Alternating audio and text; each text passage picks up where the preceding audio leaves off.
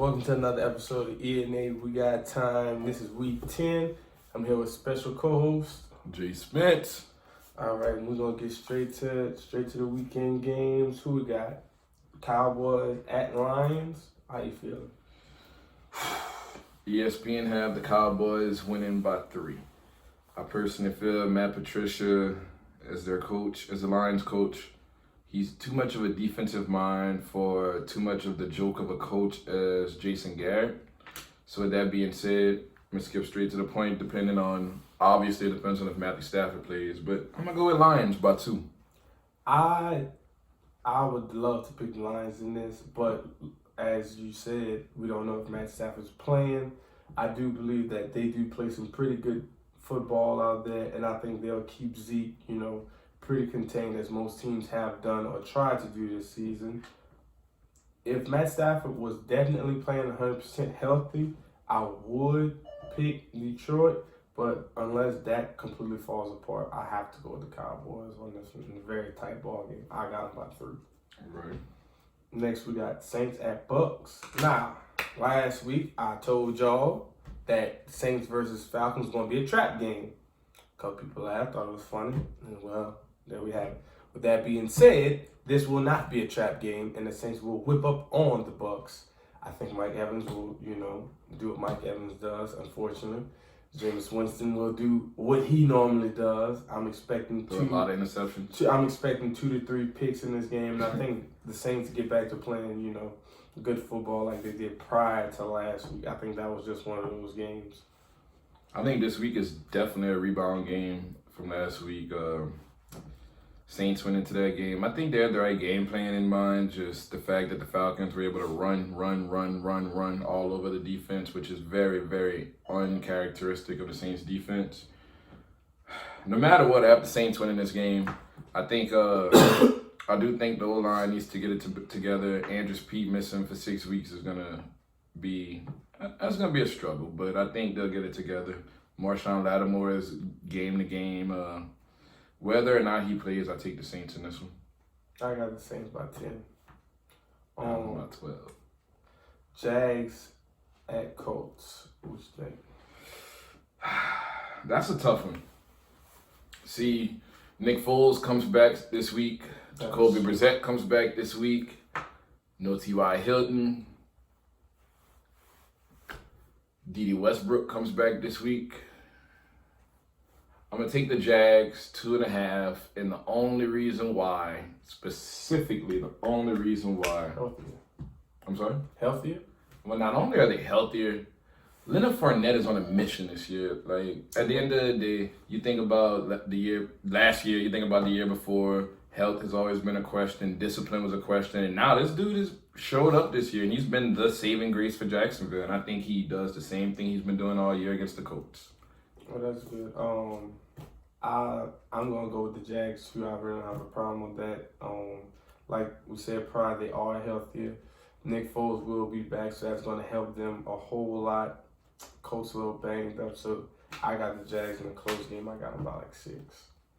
Next up, we have Bills at Dolphins.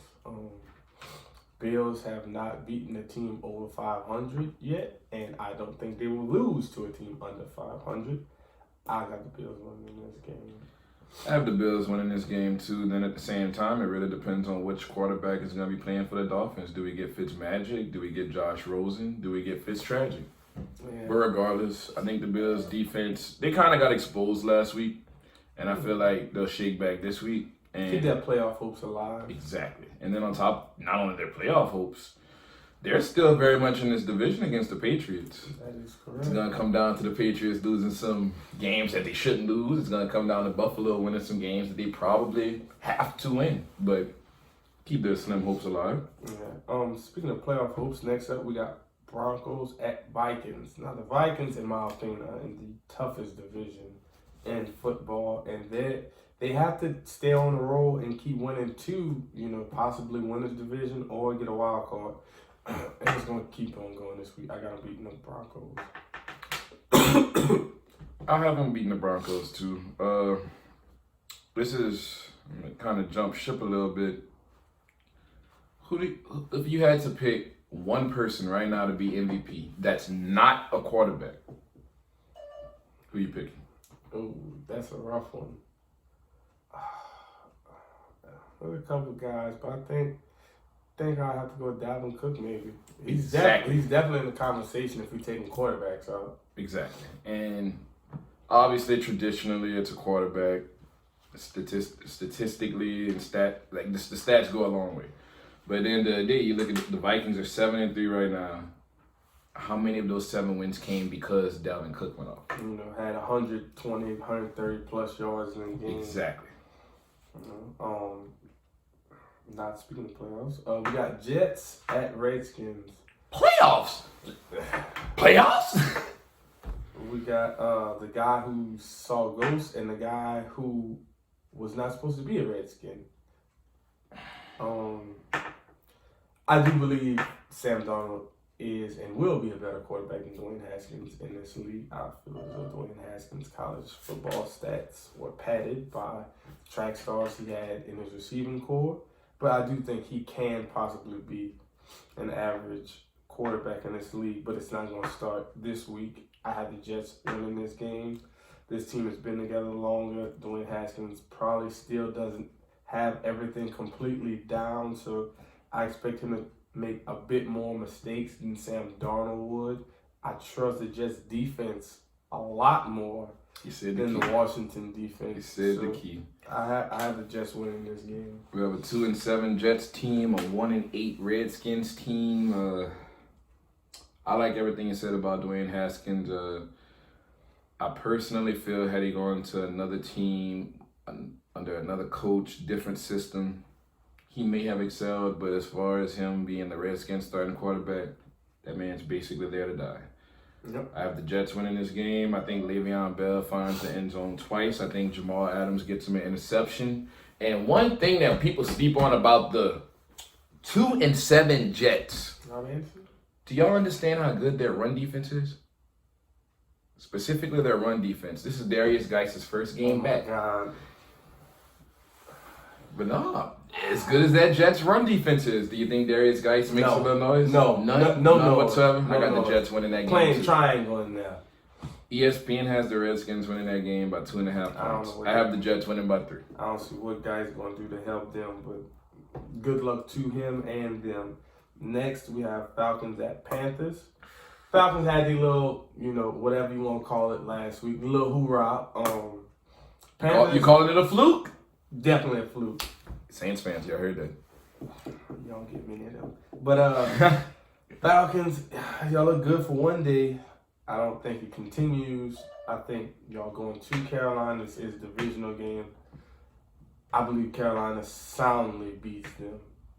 I don't believe what the Saints let them do, Carolina's going to let them do. I think Carolina's going to take them a bit more seriously than the Saints did. So, I have Carolina win this game. I'm offended. You're saying the Saints didn't take them serious? No, not at all. Let me just say, the Saints took them serious. Y'all probably win the Saints got their butts handed to them at the end of the day. Clowning around. Nah, we celebrated. Just big chilling. We celebrated LSU's victory too much. But as far as the Falcons and the Panthers go, at the end of the day, go back to last week, Falcons-Saints. Falcons shocked a lot of people. This is a division game. Still shouldn't make any sense for the Saints to lose the way they did, but at the end of the day, this is a division game. Both teams coming off of a bye. Lost Marshawn Lattimore early. Lost Andrus Peat early. The Andrus Peat injury definitely proved to be critical considering the O-line couldn't stop anyone. Now, as far as the Falcons-Panthers go,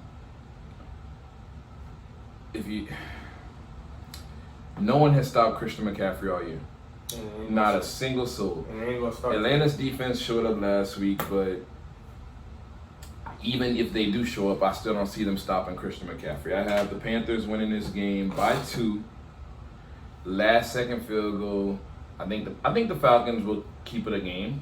Julio's going to keep Julio and Calvin Ridley, man. People sleep on Calvin Ridley, and I think the one slept-on factor in the Falcons was Austin Hooper. Austin Hooper. He's a very underrated tight end. He was the number 1 tight end in football until he got hurt last week.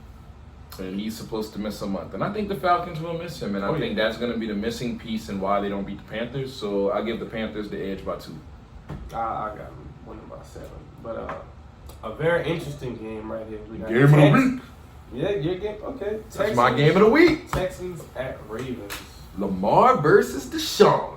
Let me start by congratulating both quarterbacks for being in the MVP conversation. You know, very, very much so changing the mold of the prototypical quarterback. You know, white, 6'5", you know. Now there are more kids who can grow up, you know. Did you just really say white? Yeah. There was a whole coach, I want to say it was Bill Cowher. He said he wouldn't draft his first round quarterback to win the Super Bowl with the Redskins.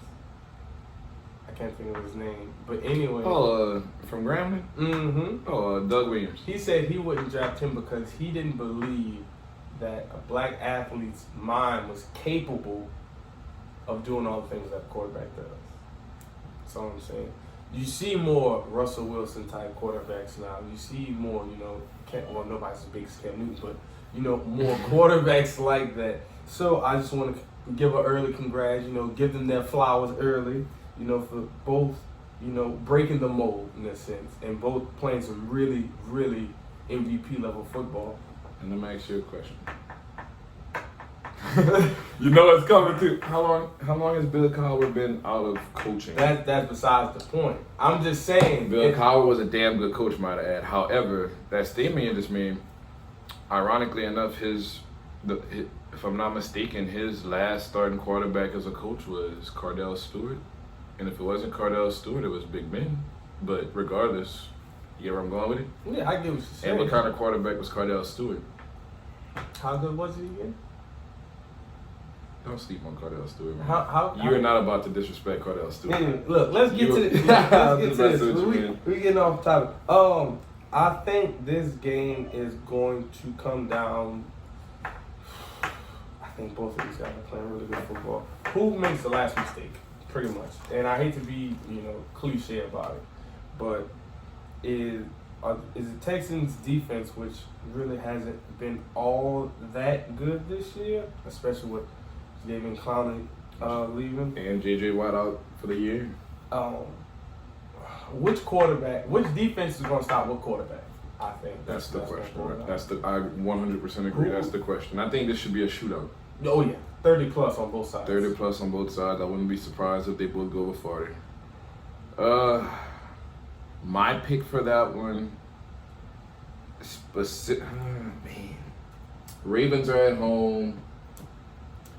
The Ravens are coming off of a very satisfying, keyword satisfying, win over the Patriots.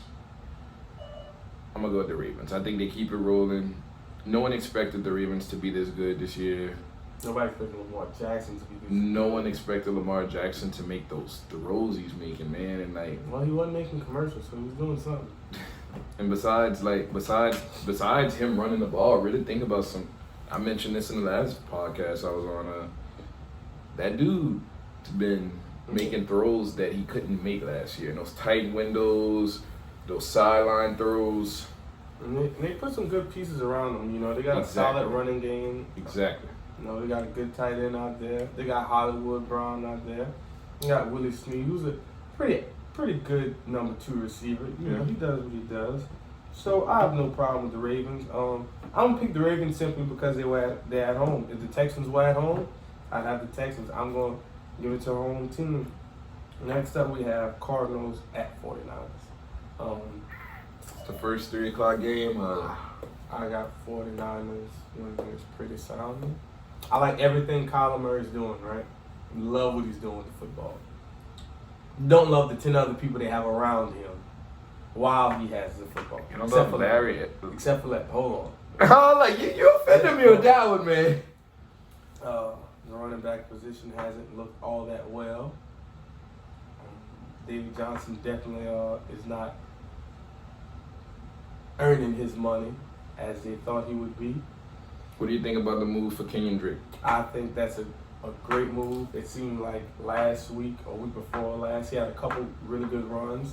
You know, he's not in a tanking system. He's more in a breath of fresh air. Yeah, Right? You are right. the Cardinals aren't going anywhere this year. Raheem Drake's still relatively young. Kyler Murray's a rookie. You know, they can put some pieces around these two guys and really, you know, make a move for the future. Do you keep David Johnson? No, he's got. But back to I got 49ers winners. All right, but for that one, I have 49ers too, but I have to just bring up the fact that Richard Sherman silently has been having a damn solid campaign. Bosa, Rookie of the Year, Defensive Rookie of the Year. Could quite possibly be. Now on offense is my question about the 49ers. I think Emmanuel Sanders will be playing this week. George Kittle be playing this week? Beretta is not playing this week. You know who stepped up a lot? Tevin Coleman. Yeah. Did you expect that after his showing in Atlanta? Which his showing in Atlanta, no disrespect, but it wasn't great, but it wasn't bad. It was all right. He looked like I guess you could say a change of pace back in Atlanta. Comes to Frisco and Breath of fresh air. I got Joey Bosa running wild, you know. Kyler, I hope you got some good shoes on. You're doing a lot of running. God, I have 49ers winning by 7. Anyway, next up we got Bengals Raiders. I don't want to spend too much time on this. I got the Raiders. Bengals are terrible this year. I'm not even sure who their quarterback is at the moment. Ryan Finley. Is AJ Green playing? Was my next question. I don't think it matters, but is he playing? If he does play, they lose by 7. If he doesn't play, they lose by 10. We're not going to spend a lot of time on this one, but I just have to say, I don't know if y'all realize this, but the Raiders are 1 game behind the Chiefs. That is a fact. For the division. With that being said, the Raiders actually have they play the Bengals this week, if I'm not mistaken. They play the Jets next week, maybe. Either the Jets or the Dolphins, regardless. You got the Raiders taking that division? No. Oh, all right. I do not have the Raiders taking the division, but I see the Raiders sneaking into the playoffs as a wild card. Okay, I can see that. It's either going to be them. And then each division, you have your Patriots, you have your Bills, you got your Ravens. Pittsburgh. I'll go with the Texans for that one. As far as your wild cards, that could go anywhere, man. And I personally feel this year it's going to be Buffalo and Oakland. It could very well be. The only other one that I mentioned this in the last video, they were my Super Bowl pick, the Colts. They can stay healthy. Keep that. Pats and Eagles. Carson Wentz does not look like the Carson Wentz of old. You mind if I cut you out there? What's up? He has. Yeah? If his receivers would catch the ball. How many? I haven't Googled it, but I almost want to Google it. Aguilar has 10 drops this year. Aguilar has a million drops. Alshon Jeffrey. Not that good. Has had plenty drops. Zach Ertz, plenty drops. Goddard, plenty drops. I think they're missing Deshaun Jackson. I think him not being there is definitely a huge factor in their offense, and the fact that obviously he wasn't there last year, but they had people to spread the defense. Exactly, and now it's all coming down to Ertz and Jeffrey. I think the fact that N'Keal Harry might very well play for the Pats. Oh yeah, that's supposed to be his first game back. I think Tom Brady's going to dink and dunk the whole field, and I think this game will probably be a 21-17, 20-14 game Pats. I love the fact that you picked someone on the Patriots. You ready for mine? I picked Mohamed Sanu to lead the Patriots in receiving this week. If N'Keal Harry plays this week, I don't see it. If he plays this week, I pick Sanu even more. Oh, okay. Double coverage. Who you leaving a slot? Julio. Not Julio. Julio Jones. Edelman. Boy, Brady, please retire before Julio goes to the Patriots. Please. If he get Odell, they be working with something. All right, but yeah, I got Pats. Who you say you got? I have to go with the Pats, man. Ertz came back alive, y'all. Ertz is back alive, but Pats. Pats have a lot. They have to make up for the way they lost to the Ravens. They were exposed against the Ravens. But Bill Belichick, man. 13 plus plays down the field, every drive. And then think about they have a Super Bowl to make up for. Yeah, Sonny Michel got to get live soon. So yeah, I got Pats. Bears and Rams. Who you got? I mean, I got the Rams convincingly winning this by 12. And the reason why, the Rams haven't looked great. The Rams, I mean, you think about the team that made it to the Super Bowl last year. You wouldn't think this team is putting up 15 points, 10 points here and there. Like, this was a team that had, the number 2 offense in the league last year, number 1 offense in the league last year. Averaging over 30 a game. Exactly. Todd Gurley obviously isn't the same Todd Gurley. Jared Goff got paid this offseason, and now he's looking like one of those washed-up quarterbacks that get paid, and now it's like, I got my money. Damn, y'all. Well, the O-line hasn't really looked that good either in his defense. Now, I'm not taking nothing with Jared Goff hadn't looked that good. See, I grabbed the pen on this one. This dude just defended Jared Goff Jared Goff because of his O-line. But what did he say about the Saints? And our O-line did not protect Drew Brees? Well, I just think y'all just hung over or something for that game. Oh, yeah, it was but nah, it was like exciting because of that LSU win. Sincerely, I think both quarterbacks are playing terrible. Honestly, Absolutely. There's no other way to put it. I think Trubisky might get replaced at the end of this year. There's no way he doesn't. So I have to go with Jared Goff. I like his receiving core a lot better. He's also missing Brandon Cooks though. He got Josh Reynolds though. I get me and you are on the same page about Josh Reynolds. I think that dude can be a star, but it's one of those situations where, like, you think about the Saints whenever they had Chris Ivory, everyone was like, oh, Chris Ivory's going to be a stud. Chris Ivory's going to be a stud. He goes somewhere else and what happened? And in no way am I saying that would happen to Josh Reynolds, but there's a reason the Rams run with the way they run it, with Cooper Kupp, Brandon Cooks, Robert Woods. You said this a couple weeks ago, and it stuck with me. He was shining for a little bit. I wouldn't call it shining. Yeah, 15. It wasn't consistent. He was on that 2 years. But the point of what I'm saying, the Rams have 3 number 2 receivers, which that's any team you put one of those guys on, they may be a number 1.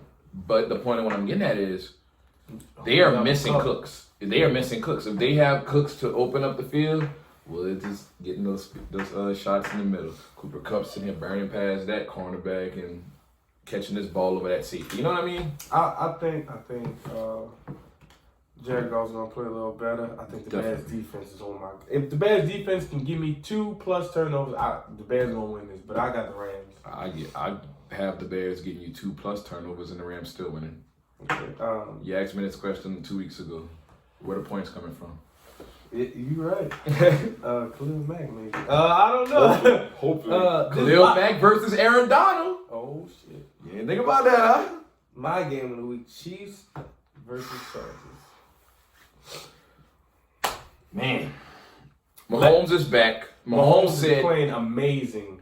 Dude's first game back, throws for over 400 yards and 3 touchdowns. Today, Mahomes came out and said this is the best he's felt all year. Any other opposing defense, I feel bad for y'all if that man said that. But with that being said, the Chiefs are reminding me of the Saints from a few years ago. You can put up 35 points, but if you can't stop a defense, what happens? How do you lose to the Titans the way you lose last week? I'm still going to pick the Chiefs in this game, even though their defense is non-existent. Well, they looked good a couple weeks ago. They stopped Dalvin Cook. Yeah, they stopped that. I mean, not that they still lost the game. You know, they did a little something. The way Phillip Rivers, hold on. The way he played against the Raiders was god-awful. Dismal. But what's funny about that is their offense has been clicking again. Melvin Gordon's been getting 20 to 25 carries a game. Hunter Henry's back. Chargers are playing to get back in the division. Chiefs are playing to continue leading the division. I'm going to go with the Chiefs, man, but the Chargers have a lot to play for. Chargers do got a lot to play for. They need to play for another quarterback. But that's neither here nor there. I got the Chiefs. With a healthy Patrick Mahomes, a healthy Hardman, a healthy Tyreek Hill. You get what I'm a healthy Sammy Let me Watkins. go grab something real fast. A healthy Sammy Watkins. A healthy Sammy Watkins is it's hard to pick against all that. But that's all the time we have for y'all today. You forgot your Thursday game. I got Pittsburgh. Mayfield suck. But look, anyway, I want to give a quick shout out to Nick Edwards. I'm repping him right now. I got his hoodie on for the win. Y'all can check him out on SoundCloud, on Instagram. His Instagram is Sounds SOUNDS by Swag. I'll put a clip of how to get in touch with him on Instagram. He also has a show coming up next month that I will be attending. ENA will be live in attendance for that. So y'all go ahead and get y'all tickets for all that. I want to thank my co-host, Justin, again for coming through. I want to thank y'all, and we'll see y'all next week. Peace. I got the Steelers. Yeah, me too.